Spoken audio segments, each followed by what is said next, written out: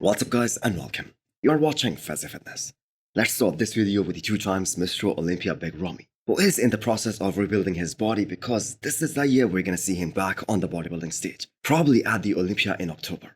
So as per his last statement, regarding his own expectations on where he's gonna place at Mr. Olympia level, well, it doesn't really matter to him as he's coming back because he loves bodybuilding and he loves to compete. But then again, he is a former Mr. Olympia and a guy who is always known for his mass, unbelievable proportions, and his insane size. I'm guessing people will love to see him in the mix, and he himself will also love that. So the atrophy in his lower back and his triceps, that hurt him a lot during his last 2 competitions. But I have to say he was significantly better at the Arnold Classic 2023, which by the way no one understood why the judges failed to see his improvements from the Olympia to the Arnold. So I'm sure Ramy has been getting that stem cell treatment, because him and his coach Chad Nichols were extremely satisfied with the results going into the Arnold Classic 2023. Some said that Ramy has been an IV pro for a long time, over a decade now, and when you are that big for most part of your career, which really isn't normal, then your body is really prone to getting that beat down. And we certainly saw that with Big Ramy at the Olympia 2022. But if we talk about Brandon Curry here, who made his Olympia debut before Big Ramy. Yes, Brandon made his Olympia debut in 2011,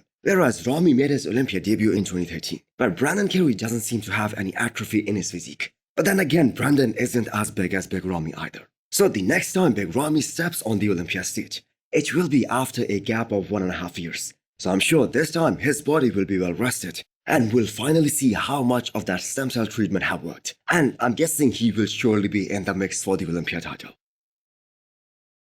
Keone Pearson has already started his off-season, and the man isn't playing around. As a champion, he knows all the other guys are chasing him now, so he's gonna put extra effort during this off-season to make sure that he is successful in his first title defense. So we talk about Derek Lunsford's front double bicep all day, but if there is anyone out there who can go toe-to-toe in terms of those insane proportions, then I have to say Keone Pearson is definitely on the top of that list. Both of these guys have kind of a similar structure. Unbelievable wide and thick lars, and that waist becomes so impressive with that vacuum. Now this matchup between Keone and Derek is destined to happen in the future for sure, as Keone has stated that he is gonna end his career as an open bodybuilder. So what's so unbelievable about Keone is that he has grown so much over the last 4 years, but he hasn't compromised his lines at all. You look at some of his pictures from 2018, and you will be stunned to see how far this guy has come. The more you analyze those pictures, the more believable his claim becomes that he was actually all natural at that time.